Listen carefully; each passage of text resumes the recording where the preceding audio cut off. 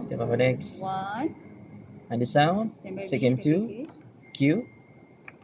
Daripada tepung jagung yang biasa digunakan di dapur, tercipta replika makanan yang preset. hampir menyerupai hidangan sebenar. Ia bukan sahaja menyerlahkan kreativiti tempatan, malah menjadi medium pendidikan dan promosi makanan tradisional negara.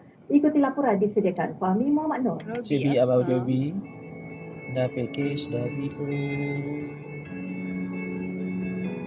Sekilas pandang. Sekilas pandang, hasil kraftangan ini kelihatan seperti makanan Next sebenar. closing. Namun setiap hidangan Last replika dihasilkan oleh JJ boleh pengusaha standby. tempatan Rifa Syariah Abdul Rashid sebenarnya Nanti kita akan diperbuat terpilih, daripada JJ. clay tepung jagung. Beliau akui minat menghasilkan replika makanan bermula selepas melihat karya luar negara dari China, Jepun dan Thailand.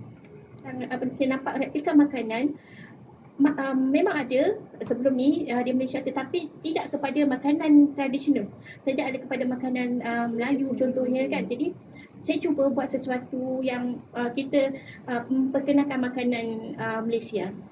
Baik, bagi produk kraftangan clay tepung jagung ini, tempoh masa yang diambil untuk menghasilkan sesuatu produk ini bergantung kepada saiz dan juga bahan yang digunakan. Dan saya nak tunjukkan kepada anda antara yang produk yang paling mahal sekali, ulam-ulaman ini berharga RM400.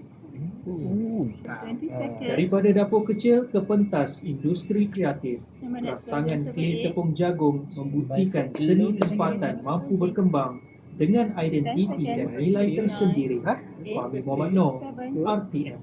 Closing. Mix cam 2. Q.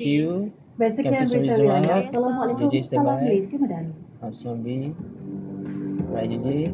Boleh swing ke pillar. JJ boleh swing. Mix with JJ. Alright, swing lagi.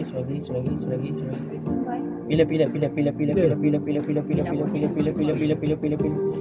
Take full. 1.